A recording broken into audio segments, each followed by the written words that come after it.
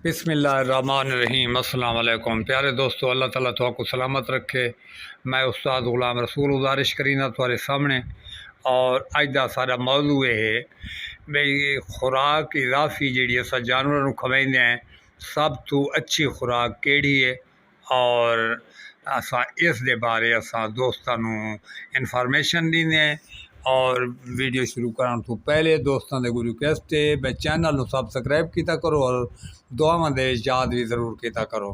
मैं गुजारिश करा भाई वैसे तो खुराक इजाफी खवाने वास्ते दर्जन या इस तो भी ज़्यादा हैं, मतलब गिनने शुरू कर दो तो छोला, गंदम, मकई और खजी दे गक्के, इस दे अलावा इसबगोल दी गुली और वंडे और खल्ला, काफ़ी तो ज़्यादा खल, बिनोला खल, सरसों खल, तारा मीरा और इस अलावा रोटी दे टुकड़े, मतलब एक दर्जन तो भी ज़ायद ग़िज़ाइयात हैं पईयां। लेकिन असा दोस्तों को आज मशवरा ये देना है भाई सब तो अच्छी खुराक केड़ी है, ताकि दोस्त मुतमईन थी कि वो खुराक खवाएं। हर खुराक आला जोड़ा फैक्ट्री वाले चाहे कोई चीज़ सेल करने वाले वो यकीनन वो बंदा आते मेरी चीज़ हर चीज़ तो बेहतर है। लेकिन असा दोस्तों मशवरा देना है भाई केड़ी चीज़ सब तो बेहतर है। और इस हवाले असा तुहानू अज इन्फॉर्मेशन देने। मैं गुजारिश करा भाई सब खुराक चो जनाब जितनिया भी खुराक हैं सारिया खुराकों के फायदे भी हैं, लेकिन कुछ ना कुछ रिएक्शन भी मतलब आ वेंदन। लेकिन चंद खुराक जी जी खवावन नाल कोई ऐसी वैसा रिएक्शन कोई नहीं, सिर्फ और सिर्फ फायदा है। यकीनन वो चीज़ा यही हैं, छोला, इस अलावा गंदम। अगर इन्ह दो चीज़ों तो अलावा अगर तुम मकई खवैसो तो थोड़ी जी हल्की जी मैदे के मसाइल भी देसी, जल्द भी देसी। बाजरा है, बाजरा खवैसो गर्म इंतहा दा है। इस दे अलावा मतलब तुहाडा वो जल्द मसाइल भी आसन और मैदे के मसाइल भी आसन, अड़ा वगैरह भी हो सकता है। इस दे अलावा जनाब तुहाडे खल हो गई, बहरहाल खल मैं नहीं उस ज़्यादा आदा चूँकि फैक्ट्री वाली चीज़ या साढ़ा कहन दे नाल कोई गलत आखना सूद नहीं। लेकिन वो चीज़ा या वंडे हैं, बिल्कुल वो चीज़ा सारियाँ भी मैं इस्तेमाल कीतियां हुई हैं। और दोस्तों को बड़ा अपने तजर्बे की बुनियाद पर भी असा हमेशा से मशवरा देंगे हैं। अपना जोड़ा तजर्बा नहीं वो अस वैसे मशवरा दे के दोस्तों असा वक्त ज़ाया करने वास्ते नहीं मशवरा देंगे। मैं गुजारिश करा भाई सब तो आला खुराक है गंदम और छोला। कोई भी दुनिया का बंदा वने हो आके भाई हाँ भाई इस को वध के फलां चीज़ फ़ायदा है, तो मैं ये समझीना सिर्फ वक्त ज़ाया किए बगैर और कोई उसका फ़ायदा नहीं। अलबत्ता चंद चीज़ा ऐसिया हैं जिहड़ियां दे विच लोग कैमिकल पा दींदे, वंडे वगैरह हैं उन्होंने कैमिकल पा दींदे, जानवर बिल्कुल मोटे हो वैसे न और ज़्यादा से ज़्यादा 45 तो 50 दिन तो बाद वो जानवर अगर सेल करने पोसन, वरना खड़े सो तो जानवर बिल्कुल तुहाडा गिट्टे गोडे मैदा हर चीज़ तो हाथ धो बासी। तो वरना एक खुराक तो नहीं, खुराक वो देनी जी साल साल अस दे सकते हैं।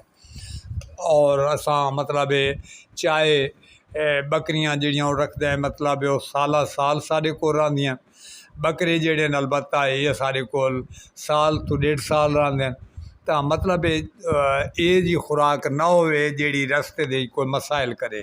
तो असा खुद आप इस्तेमाल करींदे दोस्तों भी या बिल्कुल मशवरा देसूँ भाई तुस गंदम इस्तेमाल की करो और त्रीजा हिस्सा छोला इस्तेमाल विच कीता करो और पूरे साल दे वास्ते इस्तेमाल कीता करो। और मैं समझीना ये तुस इस्तेमाल करे सो तुहाडा कोई मैदे का मसाइल ना आसी, इस दे अलावा कोई जल्द का मसाइल ना आसी और जानवर इंतहाई ताकतमंद और फिटनेस और मोटापन आसी और जान उसकी पत्थर आंगों पक्की होसी और जानवर तुहाडा फिटनेस दे चीमें होसी, चाहे उसका वजन जितना भी ज़्यादा होसी तुहानू महसूस थी सी भाई तो 6 माह का कोई बकरा है जड़ा धरक जंप चेंदा पे। वरना होर खुराक खवैसो जानवरों के काफ़ी मसाइल आते हैं।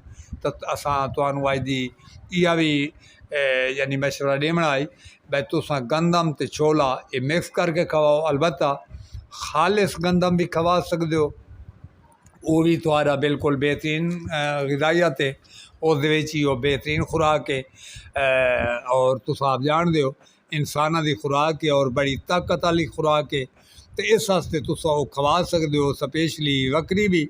लेकिन ये चीज़ है भाई छोला बिच अगर मिक्स करे सो तो मज़ीद फ़ायदा वध वैसी, चूँकि छोले दे विच ये फंक्शन है वो जान नू पौला करींदा है, खुला करींदा है।